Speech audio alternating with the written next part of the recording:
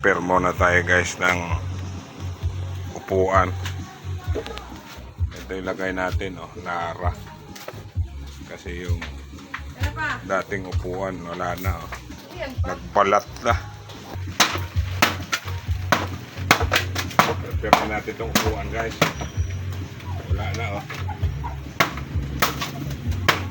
mas maling hato na yung upuan. Palitan natin ng, ayan, may nakuha akong Nara. Bihira na ayun makakuha ng Nara. Siyempre ko, repair na yan, repair. Mga tornilyo.